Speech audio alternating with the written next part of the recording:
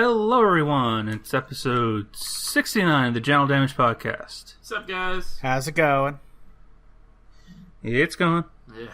Always going. I can hear. That was an adventure. That is good.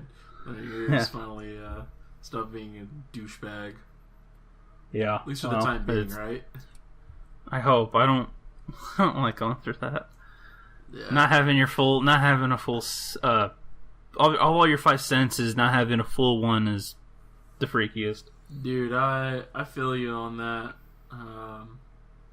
This year when I drove down to LA for a convention or for a tournament, I was sick with a cold and I couldn't hear out of one ear for like a week. And knowing that it was plugged up and like driving down and going through the mountains and shit and like feeling like the different levels of like air pressure and stuff, it'd like pop the ear and it'd be like, oh my god, I can hear again, and then it would like close up as it would go down, and finally like on like our second to last day of the trip it finally clears up. I feel you, man. It is painful and shitty.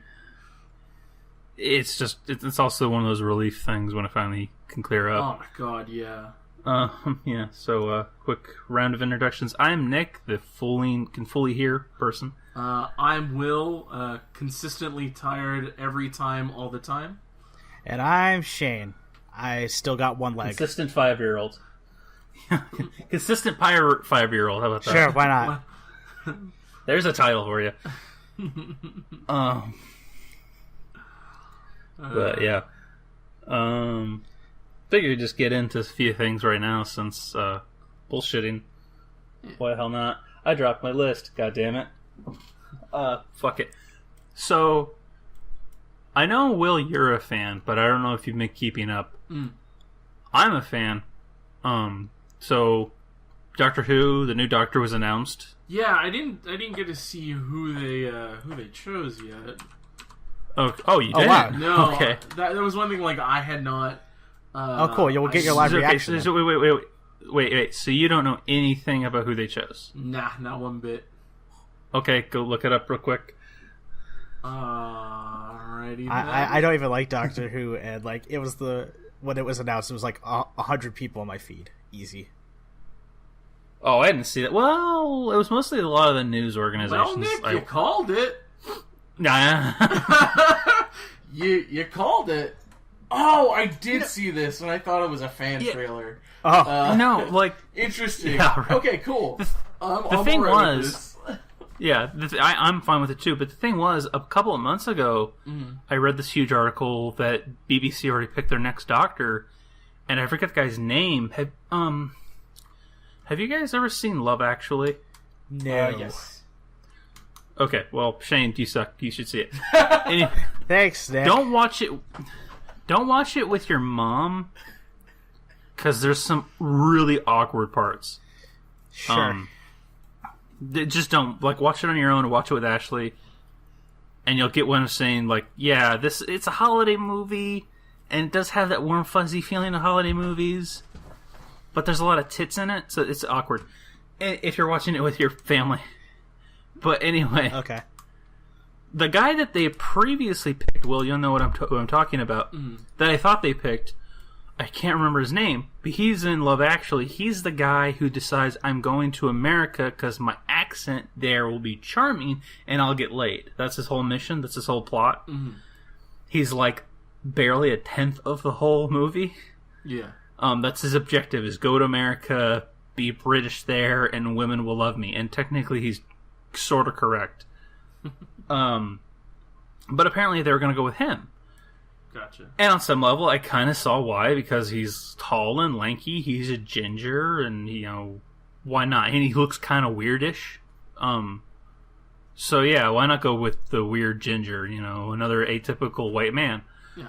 Okay, fine. I was kind of, resolved to that, BBC, you're fucking cowards. And then all of a sudden, this came out of nowhere for me.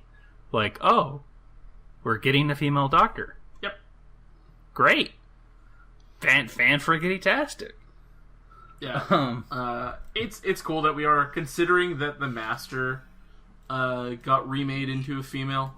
Yeah, exactly. It's like you did it with him. You know, you can do it with the Doctor. Yeah. I also think she'll fit the role.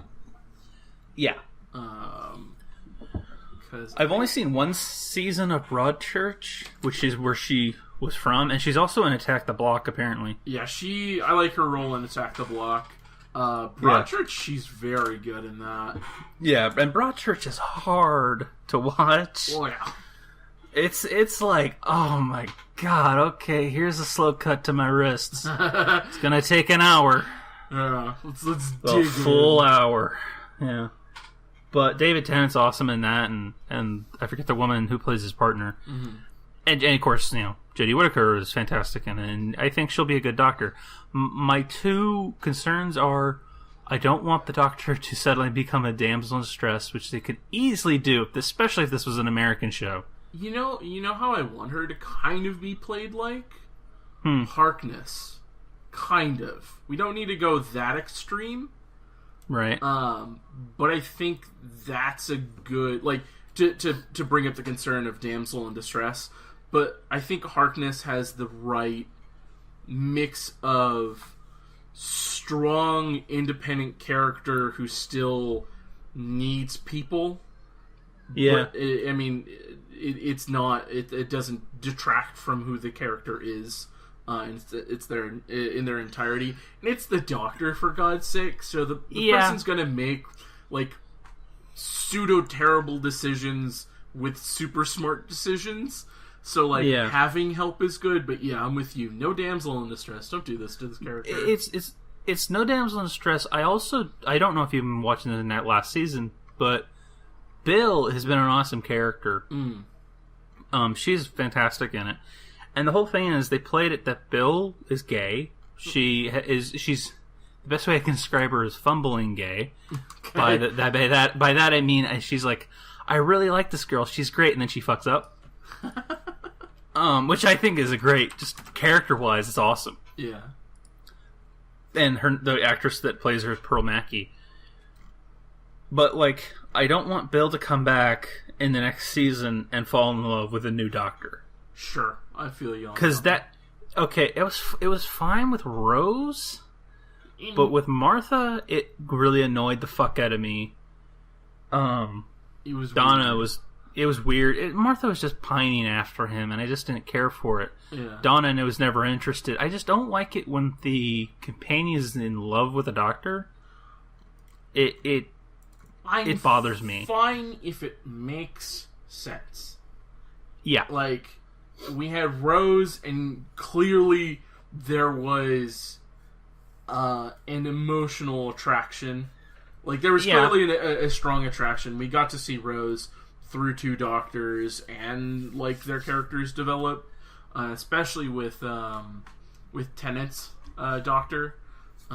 They're kind of like how they clicked and how they worked together was very important. I do love Donna because they were so at odds with each other.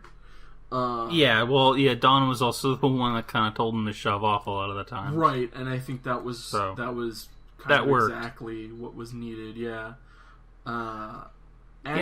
Clara was perfect because she was like the true friend and companion dealing with who had to deal with a loss. And Amy's initial pining for him, I think, was fine because it was comedic. Yeah, but and it was also Smith played it really well because he was a fool, and I like the fact that he constantly asked Rory for permission to hug her. Yes, yeah, I thought that was great and clever, and you got this clear definement of what boundaries were, especially after they got married. Like, where the boundaries clearly lie, and then he became more like a brother or an uncle to them. That's a cool thing. Yeah. But it's like, I don't want Bill to suddenly fall in love with a female Doctor, and I don't want a new companion, a male, to come in and be like this hunky heartthrob who is falling in love with the Doctor. Yeah. I don't love the Doctor. That's like bottom fucking line. Don't love the Doctor. Can that be a rule? It's funny. Like when I think about it more, and I look at shows like Rick and Morty, the Doctor is to some extent like Rick. You don't love, like, it's not to that extreme, but it's definitely that level of you respect the Doctor for who the Doctor is. You don't fall in love with the Doctor because you're gonna break your heart on it, and it's not worth pining over or prolonging a non-bow. Yeah, and I would say the difference between Rick and the Doctor. Rick, if Rick was a Time Lord, he would basically the whole thing with the Doctor is he killed, quote unquote, his whole race, billions of people. He wiped out the Time Lords, and he's constantly dealing with that over his 2,000 years of living. He's constantly been dealing with who he has killed. Yeah, and he's emotional about it, and he hides it, but it still hurts him. Rick wouldn't give a shit. Well, actually, Rick would know. Rick would announce season 3 it. opener, he killed the Society of Ricks. Yeah, exactly. Yeah, he literally exactly did the Doctor Who thing. He was like, he fucked up a government of himself. Well, not only did he fuck up that government, he also fucked over the other government. Oh, you mean the space government? Citadel. Yeah, space government. Yeah. Though I think that is a good rule of thumb for a character who is as prolific. Yeah. Well, because it's like, what was it? It's people can fall in love with people. People can fall in love with heroes. People can't fall in love with legends.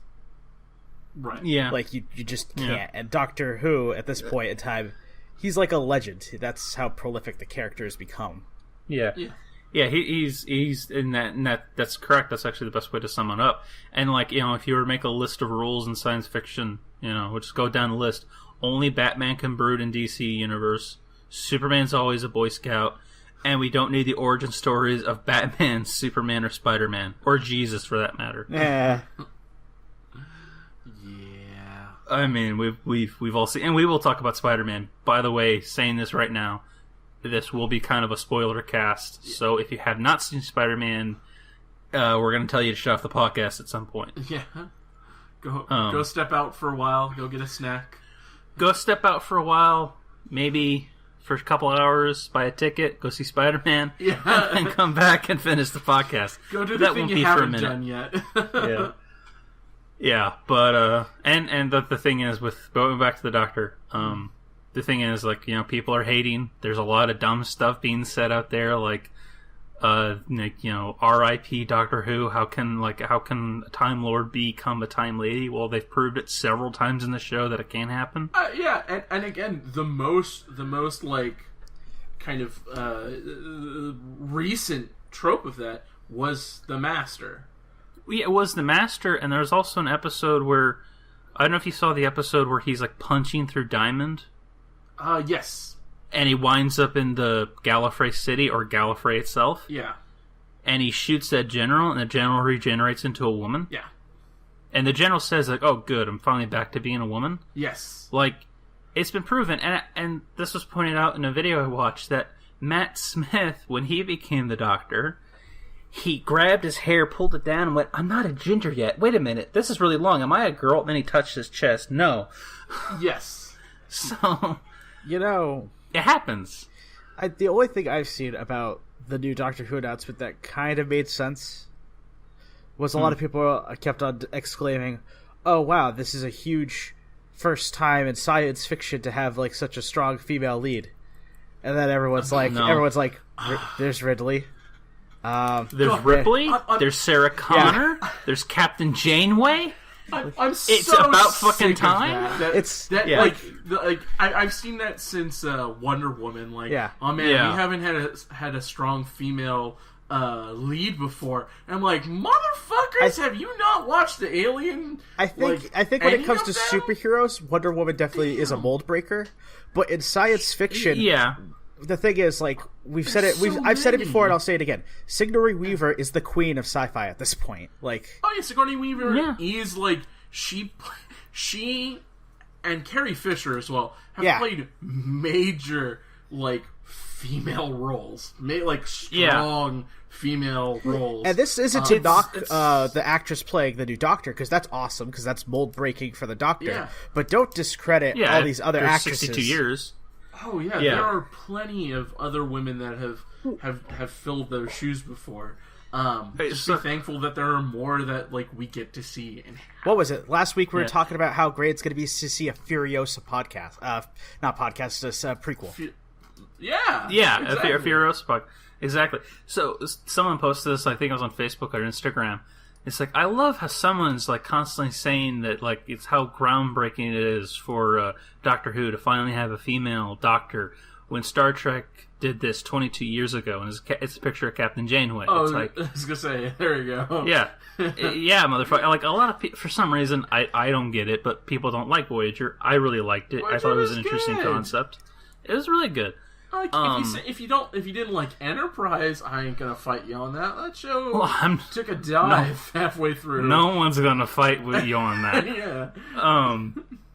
But yeah, it's unfortunate that constantly people are constantly saying like, you know, oh, this is groundbreaking and stuff. Who say that, who say it's groundbreaking, like it is groundbreaking, but not for the reasons you're saying it's groundbreaking. And for a lot of people who discredit any like of the great female heroines of sci-fi, it's like, you know, you really don't like the genre that often, then, because there's a shit ton of them. You clearly aren't following it, and it's like there are much more in terms of books that you have major female leads than you do in movie or film adaptations. So it's like, it's, you know, you may not even, like, most of these people won't even know it because they probably A, don't read, or B, pick up books of that type. Was it Mary Shelley credited as the first sci-fi author anyway? Yes. Yeah. So like, people, really, what the hell? And if you don't know who Mary Shelley is, it's Frankenstein. Yeah. She wrote Frankenstein, okay? Get a fucking education, please. Oh, God, we're pretentious. I mean, we're not pretentious, well-informed. I mean, I was going to say, I think we're a bunch of nerds who really like sci-fi. Yeah. True. But I like... I mean, there's a lot of... Like, the two strongest women in sci-fi, in my opinion, were Ripley and Sarah Connor. Yep. Mm-hmm. Oh, I agree. Especially Sarah Connor in T2 is just... She's a Terminator in her own right. Yeah. I mean, she almost does become a Terminator in like at the end of the second act. Yes. When she tries to kill Dyson. But yeah, but at the same time, it's like after a 62-year wait, we finally have a female Doctor, which is great. By the way, also the creator of Doctor Who was a woman. So there we go. Finally getting their due then, and that is and she's constantly said that it's possible for the Doctor to become a woman, and she said that in '86 or something, like, hey, this could happen. So if anyone says rip Doctor Who, I'm not even a fan, but if anyone says rip Doctor Who, shut the fuck up. Yeah, go fuck yourself. Just shut the fuck up. And you don't have to watch the show anymore. We're all copacetic with that. Yeah. Someone said this, like, it was a counter to it, which was like, it's like, what will little boys do if there's not strong, like, you know, male role models out there like the Doctor? Well, there's 36 seasons of the Doctor's past you could watch. Not to mention every other superhero movie out there. God, yeah. Right? Throw a stone, hit a male actor. Yeah, exactly. Well, the other thing is, like, DC finally breaks the mold with actually having a good female-led superhero movie with Wonder Woman. Yeah. Marvel won't hit that, and hopefully it's good, until 2018 or 2019 when we have Captain Marvel. Yeah. Yeah. So, which is a real Marvel shame. Started all this, which is a real shame too, because Black Widow really deserves a movie. Like, she does, man, but I don't know if we're ever gonna get that one now. But I want to segue some stuff in. Yeah. So, Will, So, have you ever watched? It's this Doctor Who biopic. It's about how the show got started. I don't think I have. It's called Time and Space. I think that's what it's called. Doctor Who, a story of time and space. I think I've seen it floating in the ether, but I've just never watched it. It's really good, and it's also kind of like you tear up at the end. I kind of did because of how it ends. And you see that this actor that they got to play William Hartnell, the first Doctor, who's played Argus Filch in Harry Potter, and he's also in Game of Thrones. And I'm going to get to that in a second. That's going to be the segue. So anyway, because he really looks like William Hartnell, David Bradley, who plays the first Doctor who plays William Hartnell in this biopic thing. Mm-hmm. So the season finale ends with the Doctor landing on some planet that's like frozen. He steps out of the TARDIS kind of screaming. He's basically saying he doesn't want to change. He doesn't want to die, essentially. Mm-hmm. And then he hears this voice, and out of this fog, it's David Bradley as the first Doctor. Mm. So you have basically the 12th Doctor and the first Doctor meeting, and that's gonna be the Christmas special. Oh yeah. I saw. Sorry if I spoiled it for you. I should apologize. Yeah, but yeah, that's gonna be an interesting Christmas special with number 1 and number 12 partnering up, I guess. Yes. And the fact that they got an actor that can look and sound like Hartnell, I think is a good thing. I think it's pretty cool. Yeah. But to segue into something else I wanted to talk about, Game of Thrones premiered this last Sunday. Yep. And apparently it broke records. Kind of not surprised. Yeah, I mean, I'm not surprised too, but it broke records and it was fantastic. But the thing is, I think since season, I'm gonna say 4, they always started the first episode, usually just kind of launch into the credits and the sound. Yeah. And the music. But they always kind of start with like something else. Like season 4 had this whole thing with Tywin. Was that season 4? I don't know. It had Tywin melting down Ned Stark's sword ice into 2 swords. And doing all this stuff, and it just kind of like, an ending. It basically kind of saying Starks have ended, kind of like this finalized thing. Yeah. And and this one kind of ended with something just as heavy, but like more chaotic. So, in the show, Arya, who's the awesome little girl that can kill a bunch of people, she in the end of this last season kills Walder Frey, who's played by David Bradley, who's a disgusting old man, and he runs House Frey, and he has a 15-year-old wife, and he's 98. She kills him, slits his throat, and she has this magic where she can take a person's face and like tear it off, kind of like what's the word I'm looking for? Like Mission Impossible style. Okay. Mm-hmm. But it's more magical. So, she literally has to cut strategically the face off, and then she can wear it and look like that person. Creepy. It's creepy. So she's basic. It's her because you saw what happened in this season finale. And this is the season premiere where she's acting like Walder Frey, and she's giving the family a feast, and then she snaps, and then as Walder Frey snaps the fingers, and all these maids go around and pour wine, some special wine, in all the goblets, and he basically does a toast, and they all start drinking the wine, and then all of a sudden they start coughing up blood, and she basically kills the whole Frey family.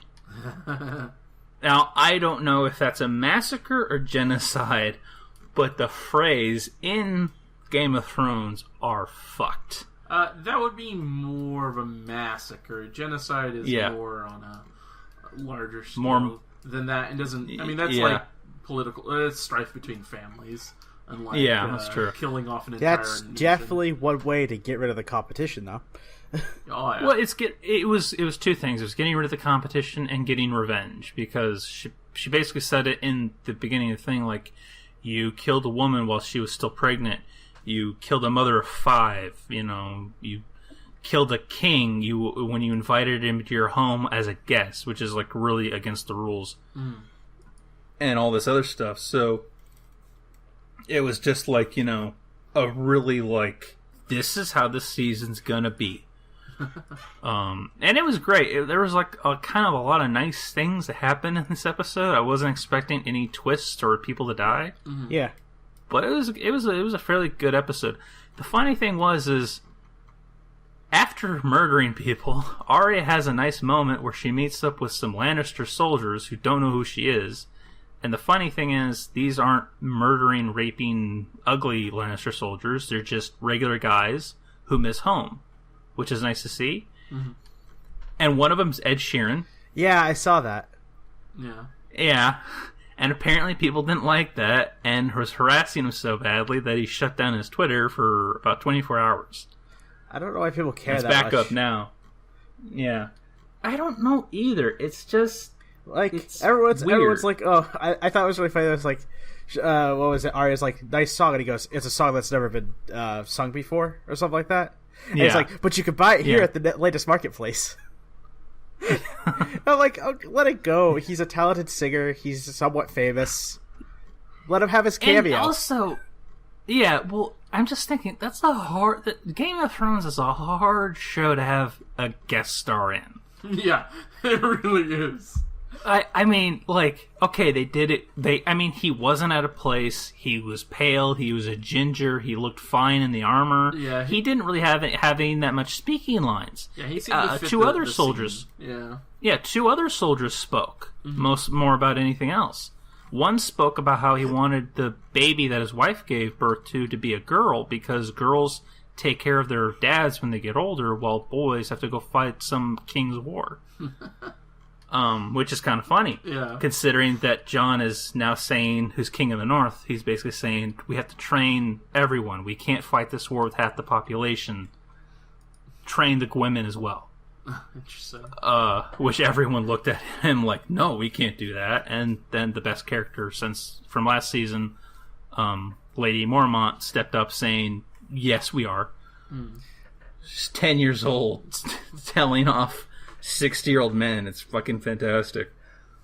But yeah, so Game of Thrones, it premiered. It was awesome. It's gonna be a hell of a thing. The next 6 episodes. Gotcha. Because some of these episodes are gonna run for like 90 minutes. Damn. Yeah. So see what's gonna happen. Because I know there's gonna be some epic battles in it soon. Game of Thrones, the 7-hour movie broken up into 7 parts. Actually, at this point, it's 61 hours. Oh Jesus!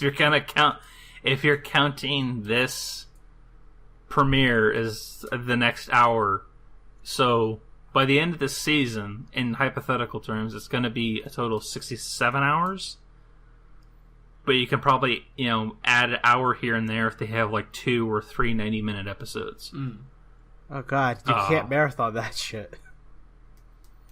No, you can't. I mean, HBO does. They run Game of Thrones for like a couple days straight. But yeah, it's 10 episodes per season until this season, which is only going to be 7. Jesus, 72 hours is 3 days. Yeah. Yes, Jay. Yeah, it is. Jesus. Have you ever? Did you?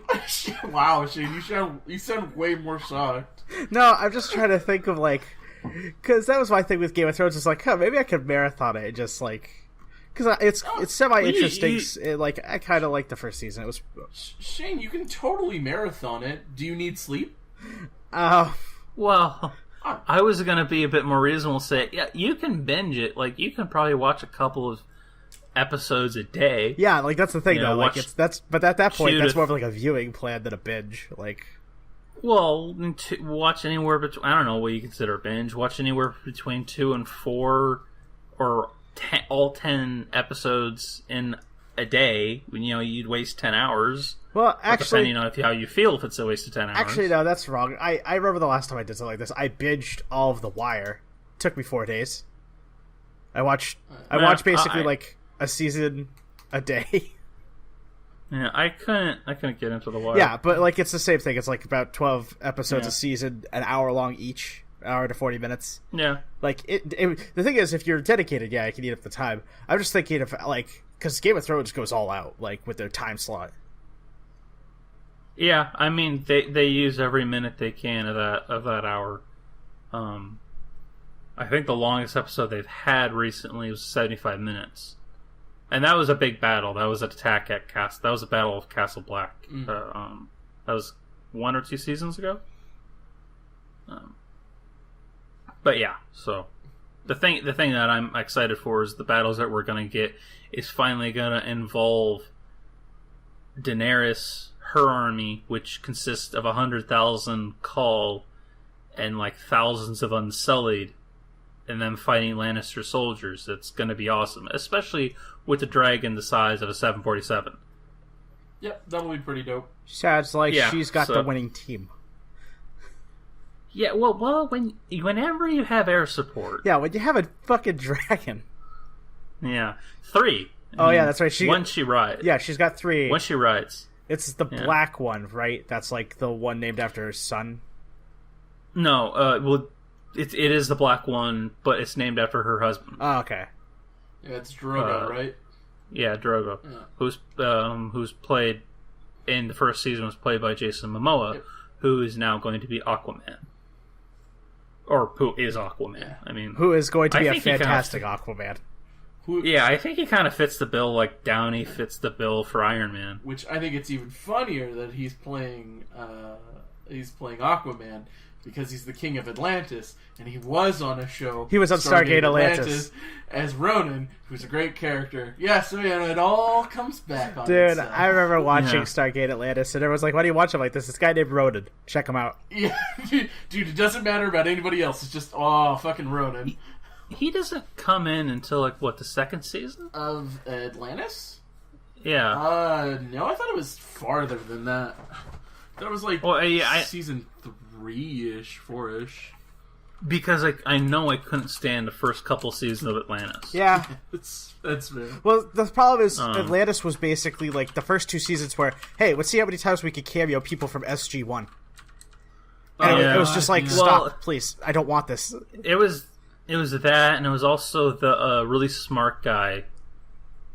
Oh, I forgot his name. Yes. Rodney. But Rodney, Yeah. yeah. Oh, Pretentious couldn't stand that as piece. fuck. I love this. It was like, okay, you can be pretentious, but like give him Asperger's or something. Like dub him down in some fucking way, because I can't stand this piece I of think, shit. honestly, it was just his vocabulary was the worst part.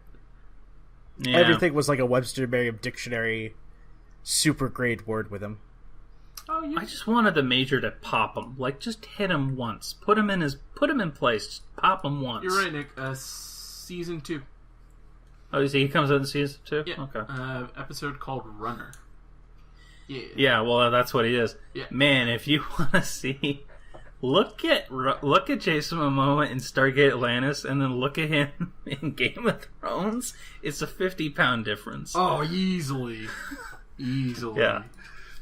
He and it's funny. It's like there's certain shots in Game of Thrones where Emilia Clarke is standing next to him. You know, she's Daenerys, and it's almost comic book like with the size difference between these two people. Because Jason Momoa is well over 6 feet. Emilia Clarke is average about 5'4". Yeah. And like she just looks like a pixie. Yeah, he easily doubled up on like muscle mass. Oh yeah, It's fucking crazy. yeah. So, man, I really like Jason Momoa. I don't know if that's gonna get me in a seat. Oh, yeah. No, it's hard. You know, if they do an Aquaman spin-off, I'll probably watch that. Yeah, I'm with you there. I probably would. I'd be willing to suffer through that than a fucking the Justice League movie, because it does not look good no matter how you So, cut like, what I might do is if if the Aquaman introduction is within the first 20 minutes of the movie, I'll buy the ticket, watch it until that scene happens, get up, walk out, get my money back. Problem solved. Because you could get your ticket refunded as long as it's within the first 20 minutes of the film. These facts are true, Shane. You are not wrong. Yeah. Jason Momoa is 6'4". Jesus Christ. Which is about the height of Ben Affleck, so...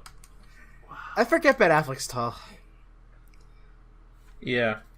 He's tall, and it's interesting because when you see him and Damon next to each other, especially in a movie like Dogma or Good Will Hunting... Oh, yeah. It almost seems that like Damon's really tiny, but he's close to 6 feet, if not 6 feet. You know what's funny? Those four extra inches just make a person look massive. The way I think about it, with Ben Affleck being 6'4", I always think he's shorter than he actually is, and it's the reverse with like Tom Cruise. Everyone thinks he's taller than he actually is.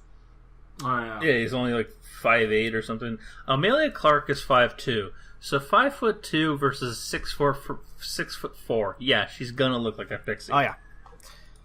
Oh shit, she's my age. Amelia Clarke? I didn't know that. Yeah, she's 86, like me. Though I'm older than her. Just different month. October. Gotcha. Yeah. So. Alright. But before we get to the real meat of it, oh shit, I want to ask Shane a question. Sure. But that might take up a minute. I just wanted to ask this real quick question. Are you still playing For Honor?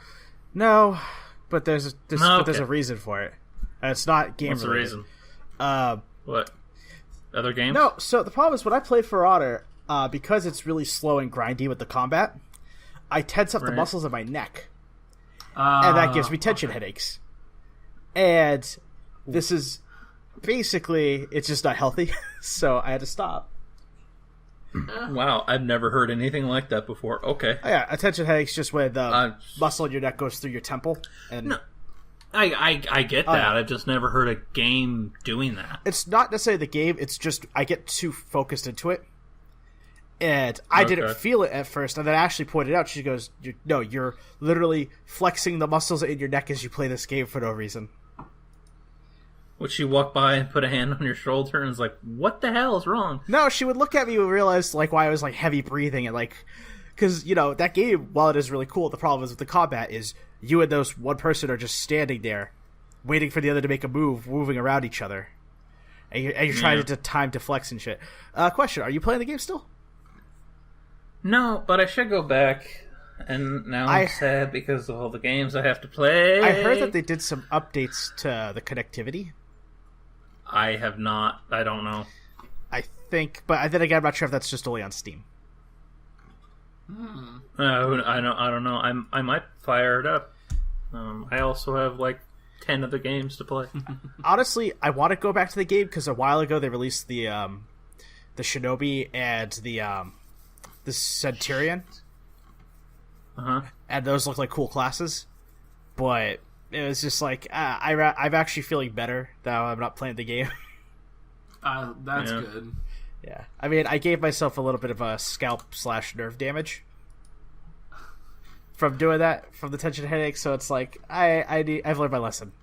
I'll do in moderation. That's a good reason not to go back to it. Yeah, right.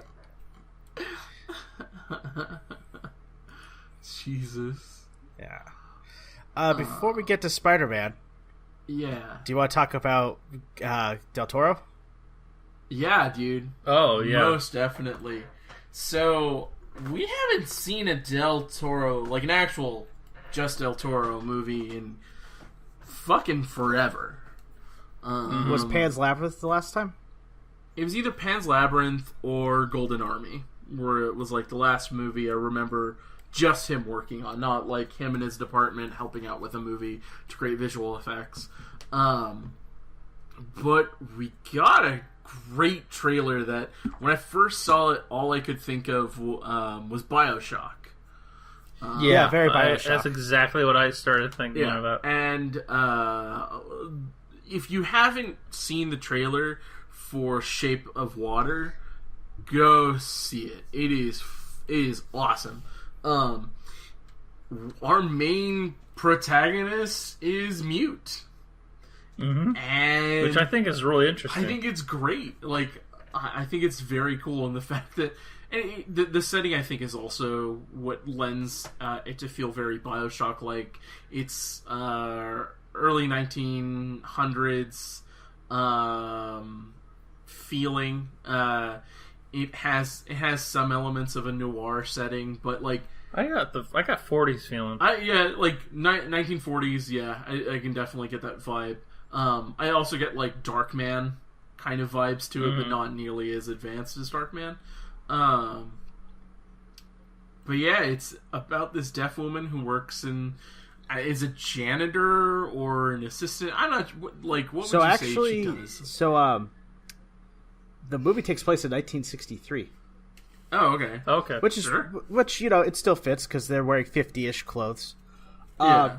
So I'm looking at like the little thing.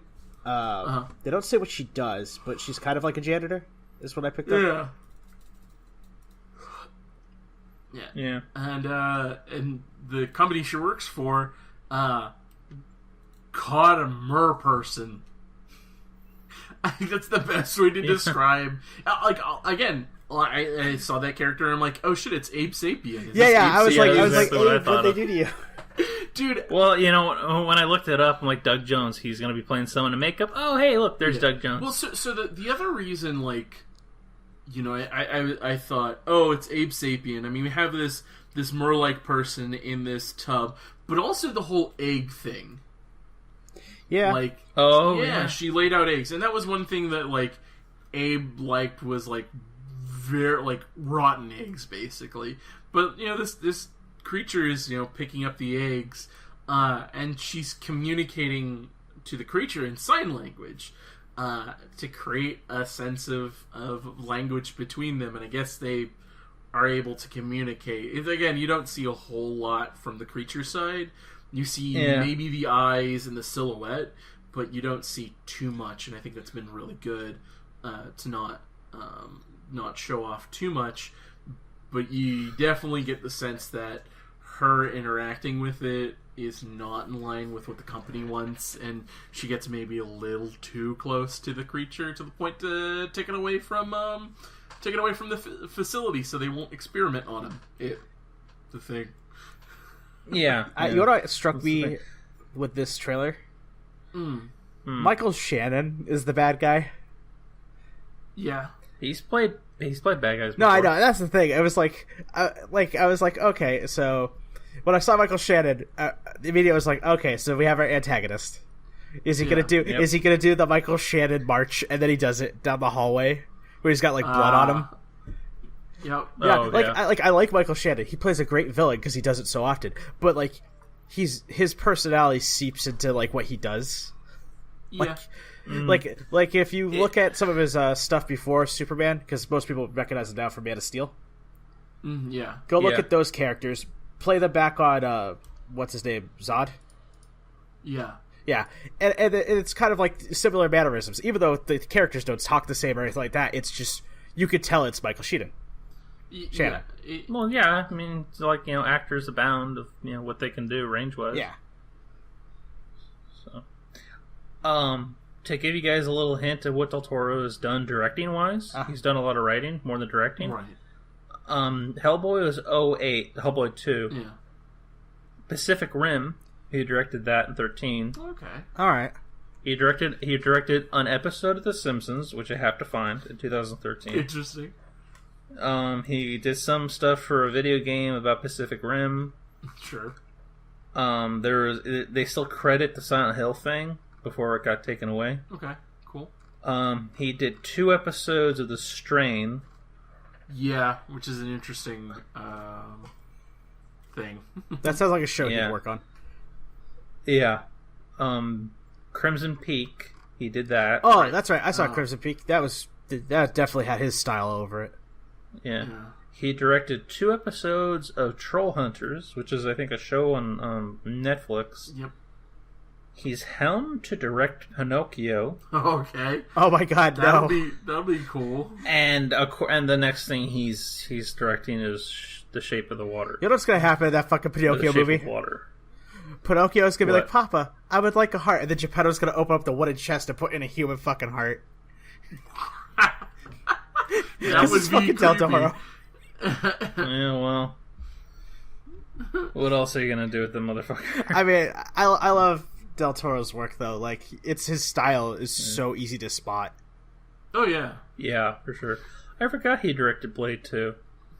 He did. Oh, it's like one. It's like one of the best Blades. Yeah, I know. It's the good not one. The only good Blade. It's a good one. Yeah. He literally made a movie every 2 years up until after Hellboy. He was absent for about 5 years, directing wise. Okay. And also he's cameoing in Death Stranding. Yeah, whatever the fuck that is. Yeah.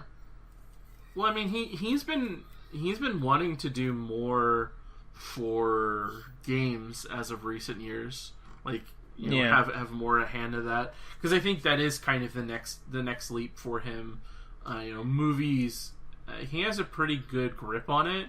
Games are kind of like that next level of entertainment that you can kind of the constraints are different.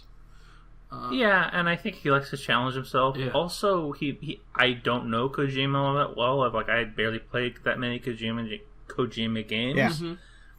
But I think he probably found a kindred spirit with him. I wouldn't be surprised if they were fucking pen pals. Dude.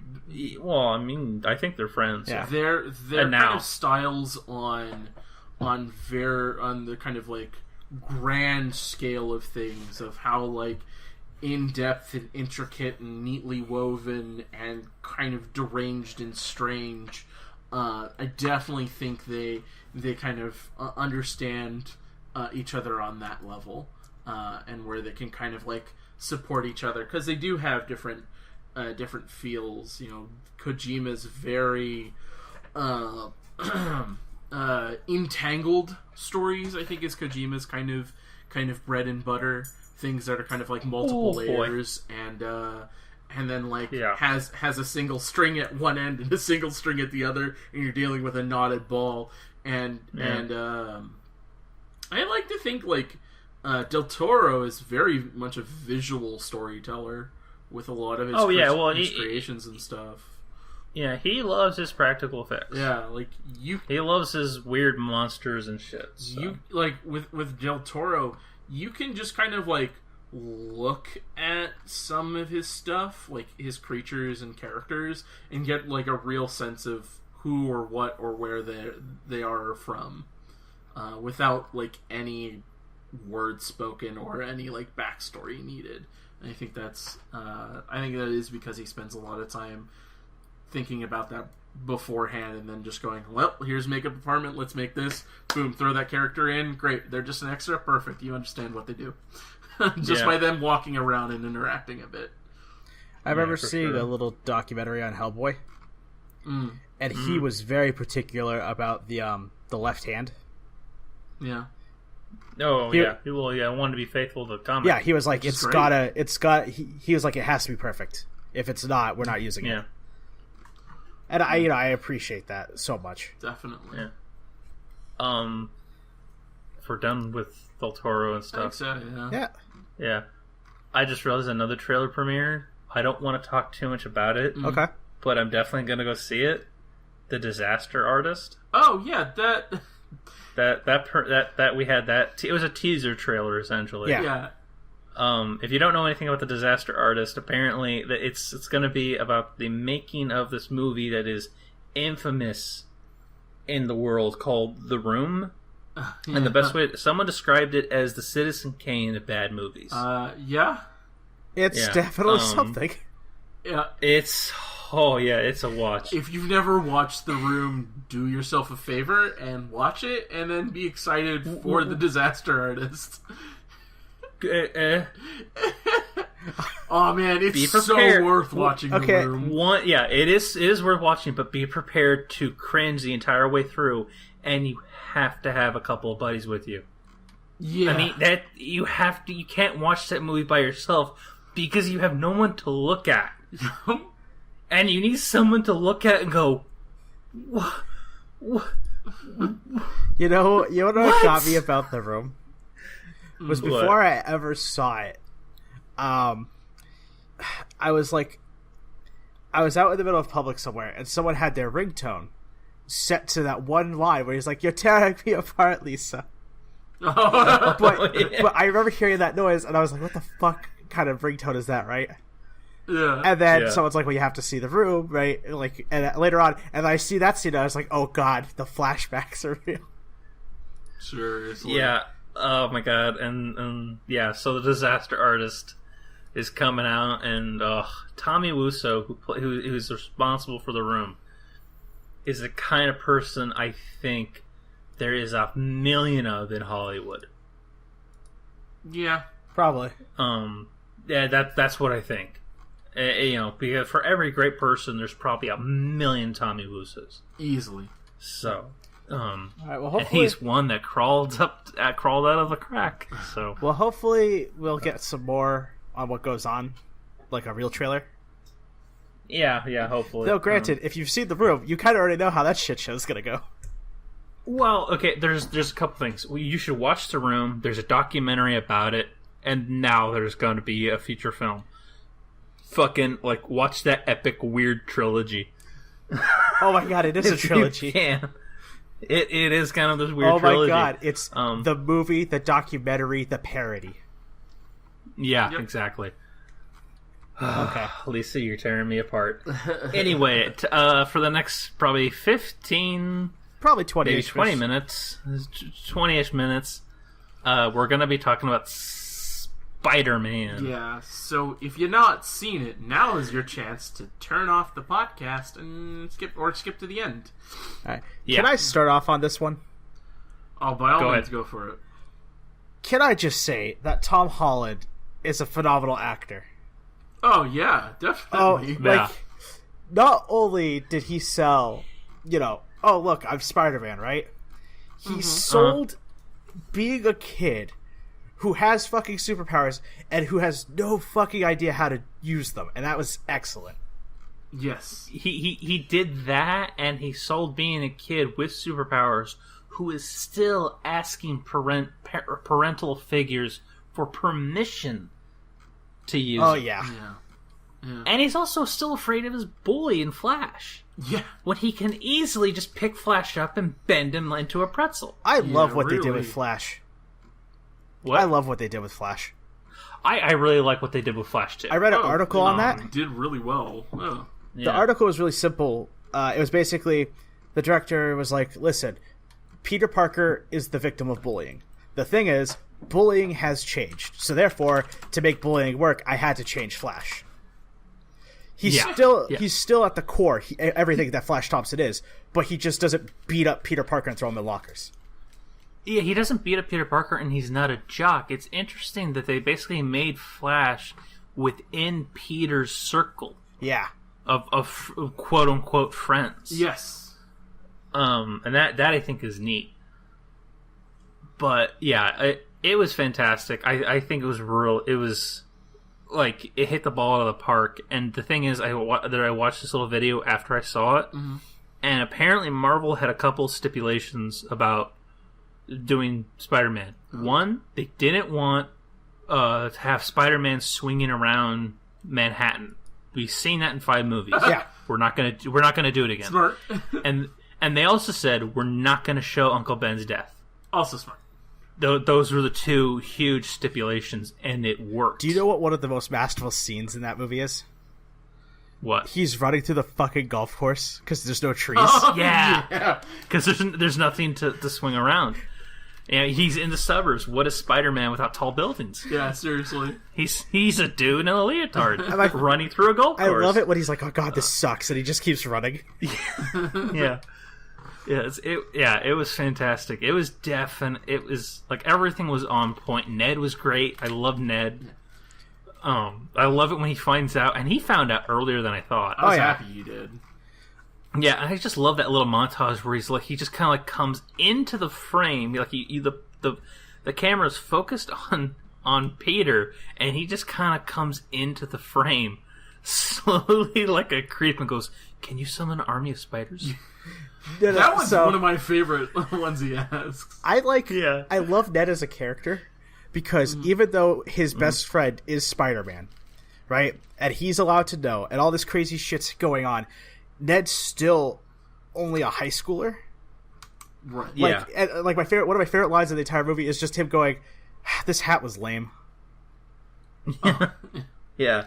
Well, there's also the other line, which is like, "But we have a Spanish quiz." Yeah, the clear lines of what is an actual priority is kept very well. That you never forget during the whole time that they are still just high school students. That they still have they have this kind of important thing that they need to do. I loved that. I like how he introduces himself when he's got the little Emperor Palpatine. Oh, he's like, "Will you help me build my Lego Death Star?" Yeah. That was so cool because, like, I remember being in high school doing dumb shit with my friends like that. Yeah, exactly. Most of us in front of people who thought you were a loser when you did it. Yeah. But like one of the things that I thought was interesting was they kind of explained this in the film a little bit, and again, same video I watched. So the only reason that Tony got drafted Parker into the Avengers was to basically make it so that none of them would go full out with their strength. Yeah. And like he immediately says that to Peter about Captain America. He says, if Cap wanted to lay you out, you would have been laid out. Yeah. But he did that to dilute them a bit. Which is so smart. Which is very smart on Stark's point. Yeah, it's very tactical. Yeah.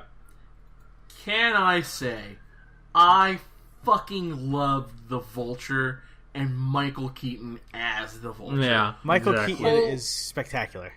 Holy crap, finally in like a run of Marvel villains, we get one that actually you care about on the same level that same feeling you get when you watch Loki, you get watching the Vulture. That clearly his intent is clear. The kind of peril that these characters are placed in is very clear. It felt so good. You know what I credit that to? Smart. I credit to when they introduce him, because they start off the movie with him at the Battle of New York, cleaning up right after it. And then immediately, once he gets fucked, it's not, oh, I guess I'm just going to mull around. No, it's literally 8 years later, these guys fuck with alien technology. Yeah. And I'm like... Right. And successfully. Yeah, and they fuck back, basically. That was so good for the character, because it's like, okay, so we've already established that this guy has had 8 years of being a fucking internet, like a arms dealer with alien tech. Yeah. That's crazy. That is a dangerous person. Oh yeah. Did you like the twist? I love the twist. The twist was amazing. Oh my god, it was one right before the reveal. I was like, holy shit. It's her dad.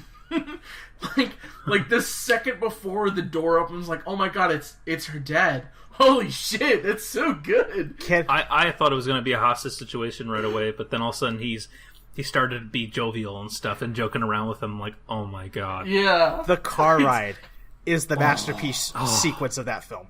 So good. That was some like great use of color, great use of camera angles. It had some sense of noir almost. It was God, the tension, you could cut it with a knife. It was one of the best scenes in it. Michael Keaton killed it, and especially the mid-credits scene as well. Oh yeah, that also spoke volumes to his character. Seriously, of who he is. He doesn't want to go all out, but he wants to go all out. Dude, you know what I mean?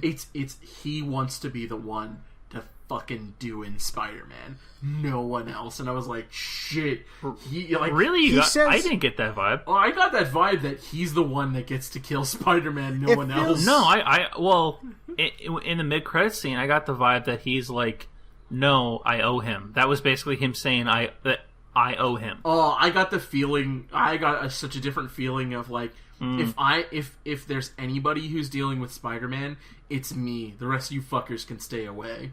I have mixed feelings on it, because it's like, it could be either or with Michael Keaton, the way he portrayed it.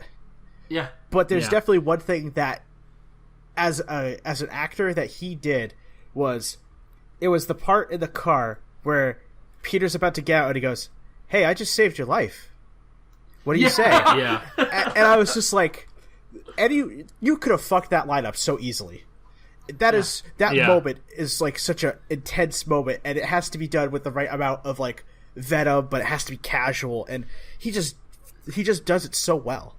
Well, what's great is like we the audience see him grab a gun and has it like in the passenger seat, so not enough people can see it, and there's clearly like a moment where it's like Peter could die any moment, and he like Keaton's Vulture gets to rub it in his face of like, hey, you get to live, man. That's great. Look at that. Yeah. Like that's so fucking scary. And I think what does help this situation is we are dealing with a young Spider-Man. We are dealing with a kid who's super vulnerable in adult situations where like our cavalcade of superheroes that we have seen would kind of, we know what they would do. Yes, there would be fear, but there would also be like figuring out what to do. And, you know, Peter, there is clearly that, but there's also, like, a strong level of, this is a kid who's put in a very scary situation, who could just fucking take a bullet right here, right now, and Keaton's character wouldn't bat an eye at it. Would not be remiss if this kid was dead. And that's scary. It actually, that whole scene struck a parallel to the first Spider-Man movie, if you remember. Are you talking about the car ride with Uncle Ben? No, I'm talking about the Thanksgiving dinner where there's where Willem Dafoe and Tobey Maguire have the stare down. A little bit. Yeah, it wasn't as intense, but it definitely was reminiscent of that. I think this scene's better. Oh no, this scene was. It was reminiscent. This scene was better because he was a kid. Yeah. Yeah, he was a proper Peter Parker. Yeah. I will say, though... unlike a wooden Tobey Maguire. I will say this, though. There was one other thing that really drew the Vulture out, and that was kind of like... We saw the Vulture, right? He's not just a bad guy who flies around, right? There's actually a method to the character and the design. Yeah. Like, like, when he robbed that truck, I was like, oh god, that makes so much sense. The whole design of that suit right there makes so much sense now. I will say I have loved Marvel's approach to these movies is, let's see if we can make this within the current means, within practical means. And that design for Vulture, the fact that it looked like a high altitude, low orbit setup. I love that he has a bomber jacket on, and then that mask. To basically, he's going a lot faster. He needs something to supply him with air. Even the wings, the fact that the tips of the wings could function like as scissors or kind of like extra fingers in a sense was just like very cool and something that with the old version of Vulture you would not really see. You'd see some weird, creepy dude. He was an old man in a bird costume that is similar to something that Wile E. Coyote has worn. Or something you'd see straight out of Scooby-Doo. Yeah, so this Vulture was definitely better than a Mr. Burns in a suit. Yeah. Can we talk about the dash of Robert Downey Jr.? Yeah, that was the right amount. Yeah. He did not overpower this movie. He had the right amount. Him and Hogan. Yeah. Jon Favreau. I do like the kind of father figure vibe that is in there. If not like the shitty father figure.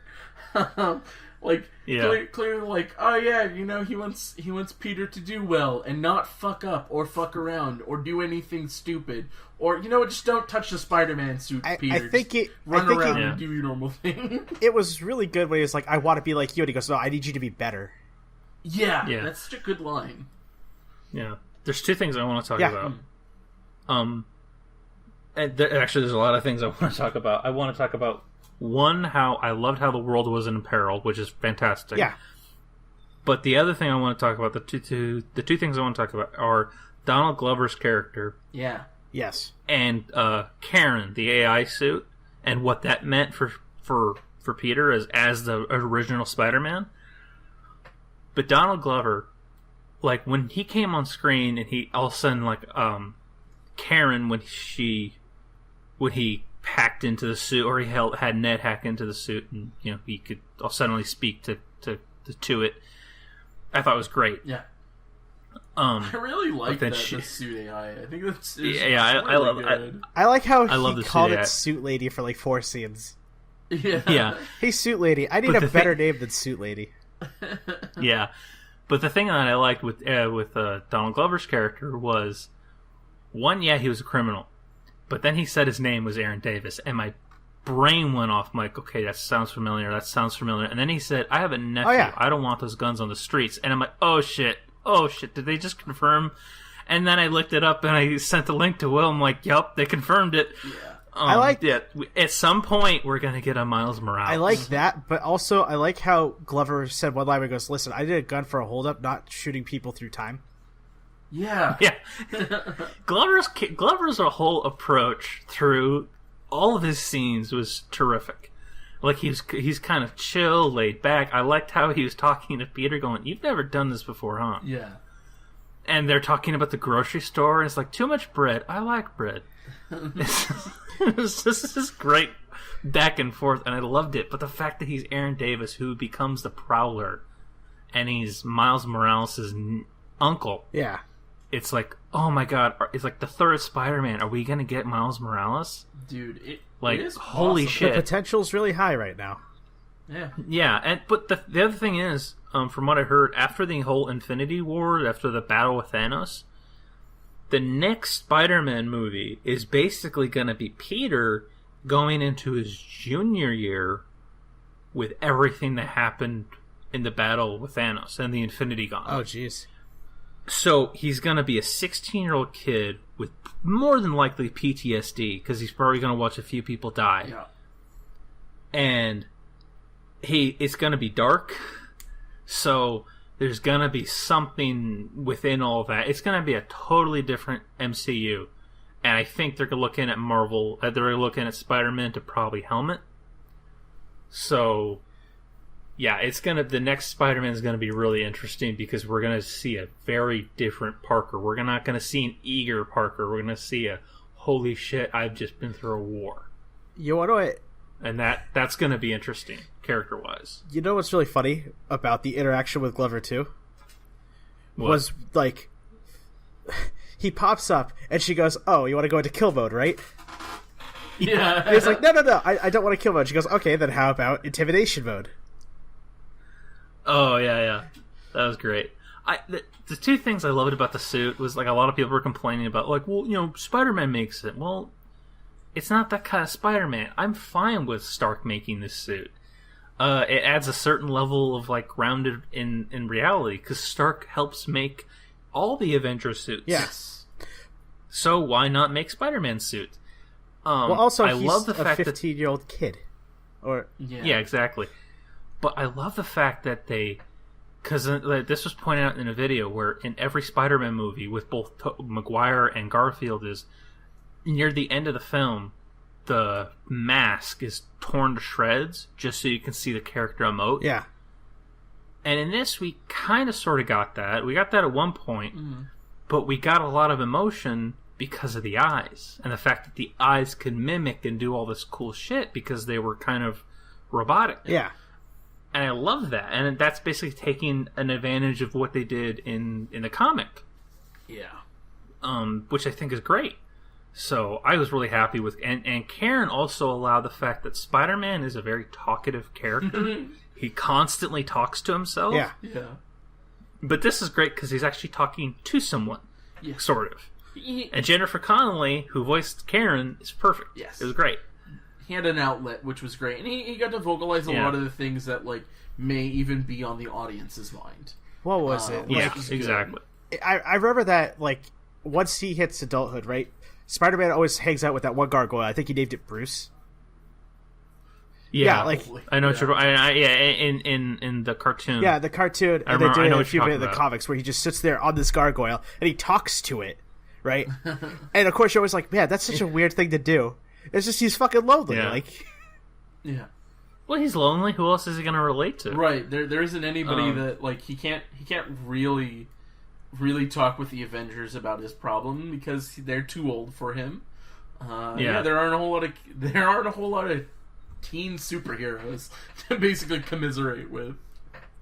Well, I know in the comics, at least in the Ultimate comic books, the ones that people hate for some reason, which is where Miles Morales comes in,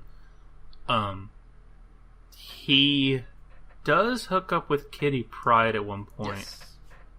But there's no mutants in this Marvel universe, so... Yeah.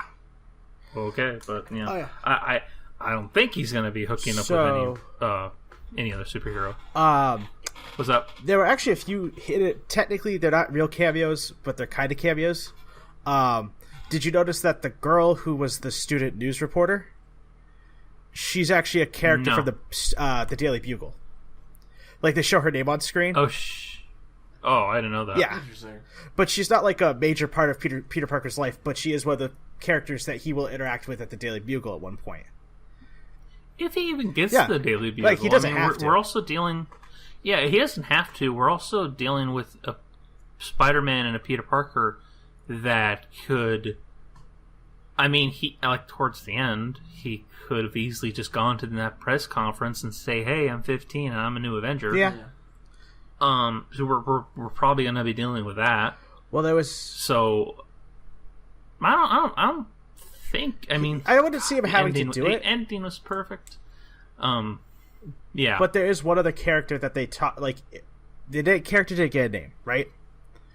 But someone pointed out that if you look at the background of a few different scenes where like all the students are walking around, there's a girl with platinum blonde hair that's pretty much white, and everyone's like, "Oh, is that Felicia, the girl who becomes Black Cat?" Oh, I thought you were going to talk about Gwen Stacy. I don't want to see Gwen Stacy. I don't want to see Gwen Stacy, but I would love to see Black Cat.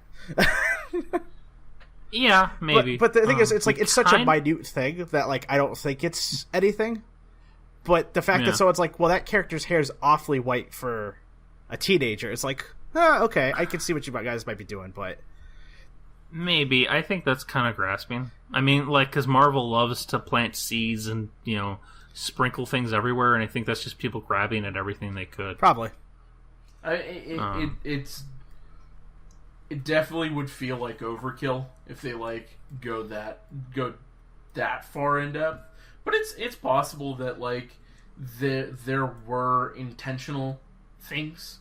Well, the guy who got jacked up at the end of the movie, the one with the end credit scene with Michael Keaton, that's supposed to be the Scorpion. Oh yeah, I mean, he's a Scorpion that's on easily his neck, Scorpion. so, yeah. I saw that when he was on the boat. I didn't get it. I didn't see it the first time, but after I saw the credit sequence, I was like, I see it now. Yeah. Yeah, that's going to be interesting whenever that comes around. There's so many other things I would like to talk about this. Oh, can I bring up something real quick? Yeah, it was great. Oh, yeah. It was a great film. Yeah. And it really knocked it out of the park. I was happy to see a clumsy Spider-Man, even with web slinging. That was great. So, definitely. When I was watching it with Ashley, what was it? Yeah. When Aunt May shows up, because that's another thing I want to talk about. Yeah, Aunt May is great. Aunt May was awesome, but at the first scene with Aunt May, when she walks in, she goes, "Hey, the turkey's not really working out. You want to get like Thai food?" Okay, I was like, that seems oddly familiar.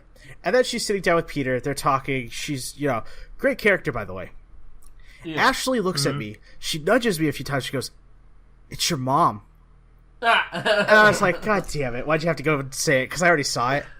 Like, okay, I briefly met your mother, so Ashley's, I couldn't make that. Ashley's been living here, and so she's got to see my mom's mannerisms, the way she dresses, the way she talks and stuff.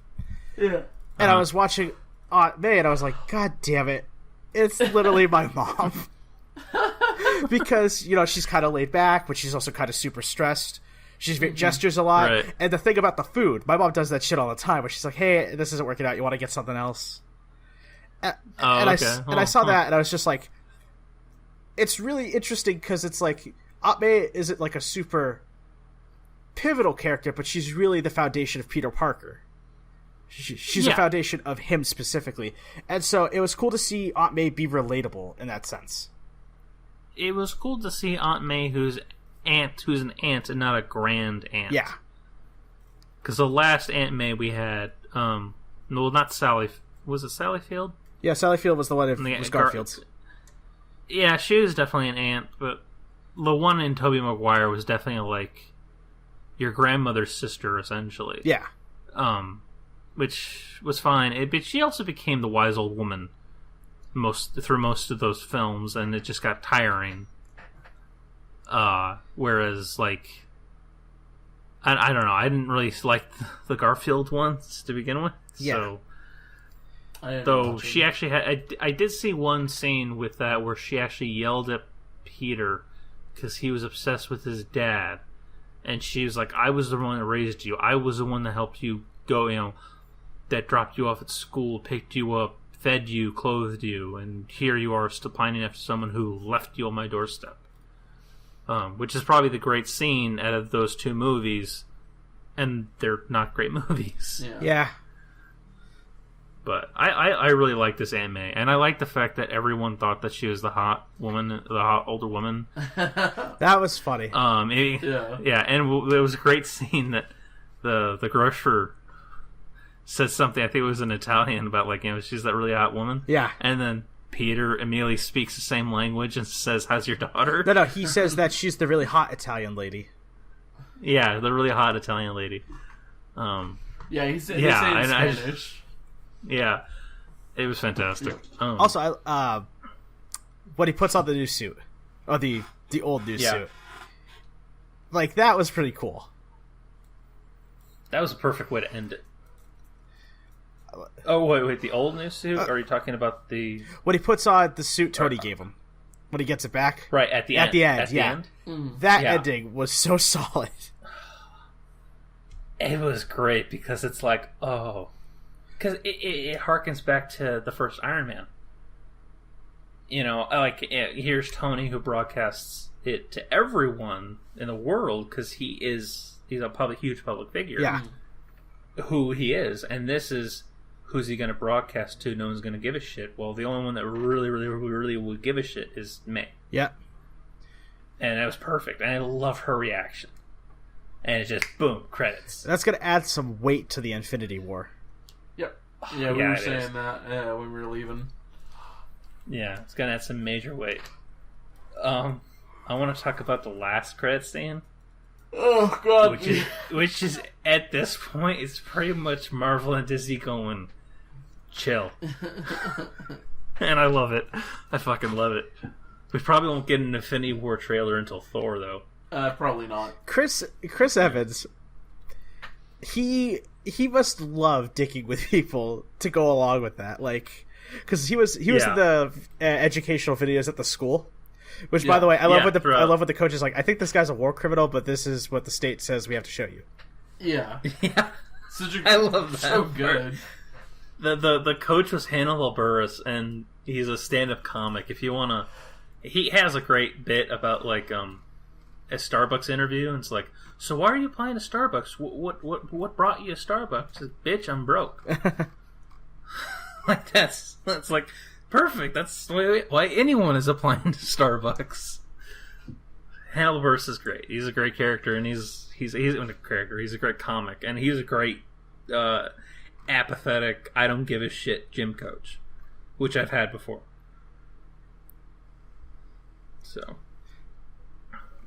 but yeah, I mean, I love this film. It was great. It's solid. Definitely was very good, especially since we've had some pretty subpar Spider-Man movies prior to it. This definitely makes up for many years of just kind of mediocre movies. Mm-hmm. You know what's funny? Sure. I'm not sure if I think this movie is as like right now my favorite Marvel movie is Civil War. Sure.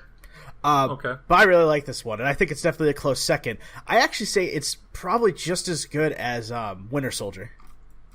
Like, in terms of storytelling and, like, the character development. Yeah. I kind of understand what you're saying. Yeah. And the best part is, it didn't need a prequel or a setup movie.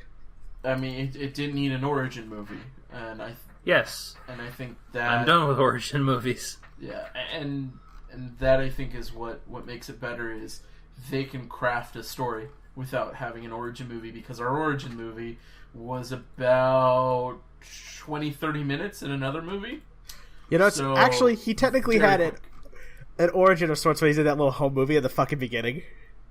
Yeah, sure. Exactly. That's what we're talking about. I love that. He's just like, oh my god, this happened. Oh, and they just threw this truck. Oh my god, that guy's huge right now. It was very much a kid. I'm gonna sound like an old man, but it's very much a kid, especially in today. Mm. You know, they're always on their phones. They always want to take selfies and record shit and post to social media, and that's exactly the way he was. Yeah, he was recording everything. Why the fuck not? You know, some people constantly say, "Oh, these kids take too many photos and they put themselves out there too much." Fucking take your goddamn photo. Like, you know, capture the moment. Why the hell not? And that's what he was doing, and he was capturing these epic moments. So that was perfect. I thought that was perfect. Yeah. Oh yeah. Yeah. Man, we can keep going on about it, but my last statement is just gonna be about, hey, Gwyneth Paltrow's back! Yay! Yeah, that was kind of a nice surprise. It was also a nice surprise that Tony just kind of played it cool and like, yeah, sure, that was a test, total test. Yeah. I'll go to the car. We'll meet you there. No, not a test. But Happy was like, go away in the car, champ. Yeah. I love that little relationship with Happy. I was happy. I thought Happy was pretty much Happy. Happy was a bit of a dick for most of it, but yeah, I mean, it turned out pretty good. I mean, he had such a great apology scene. Yeah, true. Like, he recognized he fucked up. Yeah. And how happy he was that fucking Parker just, you know, did his own thing to some degree. Even though it wasn't the best decision, it still was a good decision nonetheless. According to the they showed a bunch of footage of Avengers at D23. Yeah. And Spider-Man is going to be in that suit in that film. Nice. So, and they also, apparently, Thanos is going to be holding Thor by the neck and throwing him into something. So. Oh no, poor Thor. Poor Thor, but yeah, oh man. Surprised by none of that. No. Man, I'm just worried if they can't get Thanos right. It's a bit of a worry because they can easily fuck that up. It is. I think I told Will this in the theater, but I think the next movie I'm looking forward to in the Marvel lineup is Black Panther more than Thor. Even though Thor is the next in the rotation in November, that trailer for Black Panther, like, I want to see Black Panther. Black Panther is going to be so cool. That trailer is very good. Yeah, I need to see another trailer with Thor. I need to see, more. Yes, that's my thing. Yeah, both have had only one full trailer. What? Both Thor and Black Panther have had only one full trailer. But Thor also had a bunch of stupid ass teaser skits. I think those can be overlooked as being like. It's just too much marketing. Yeah, I think that's just too much marketing. Yeah. I want like another kind of meaty.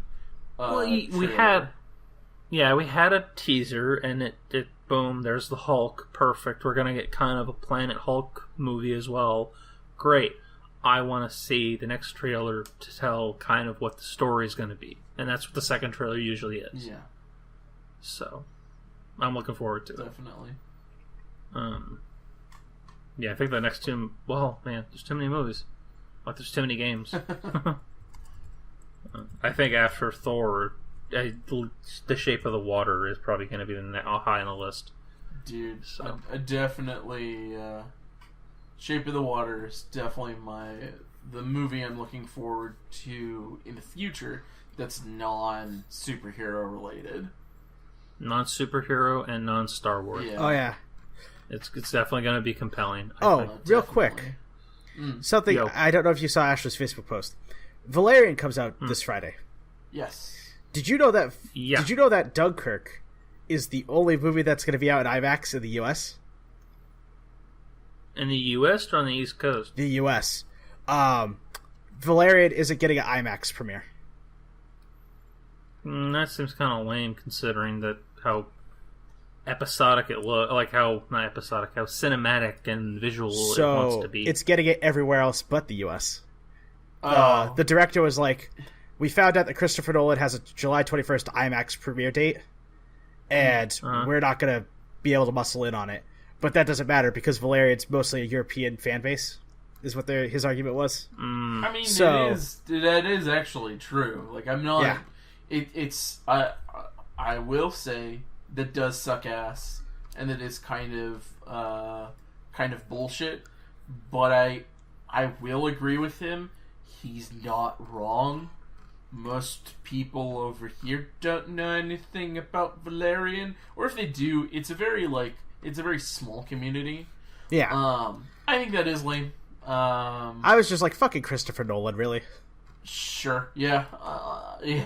Well, I mean, it's also the difference between, like, Christopher Nolan is also very practical effects, and he's all about using the 70mm for Dunkirk. Yeah. Yeah. So, which, I mean, kind of works in that film's favor. Well, yeah, Dunkirk But- was shot with IMAX in mind. Yeah. Yes. Yeah, Valerian and Laureline, French. Yeah. I'm super stoked to see it whenever the fuck that is. I would like to see it too. It's not high on my list. I think the next movie I really, really want to see is War for the Planet of the Apes. That also looks good. I think it's like I think for me Valerian is just pushes above War, but it's just barely.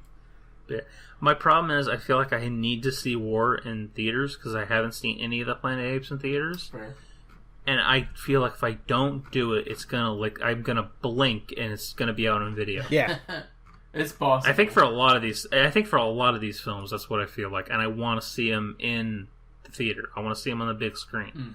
I want to see War on the big screen. I want to see Valerian on the big screen, and I want to see Dunkirk on the big screen, whether IMAX or not. I want to see them where you should see them, which is a big ass screen, because these are those movies that need it.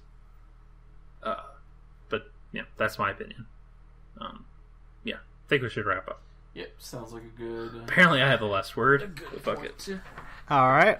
Yeah. Well, thank you for listening. Please like us on Facebook, follow us on Twitter, subscribe to iTunes. You can go check us out on the blog if you're on YouTube. Like, comment, subscribe. Hey, if this is Facebook, just give us a comment, please. Please do. Yeah, give us a comment and a like. It'd be wonderful. Yeah. And stay tuned. There's more coming from us down the road. Yep. Yeah. All right, and with that, we are out. Yep. Later. Deuces, y'all. Later days.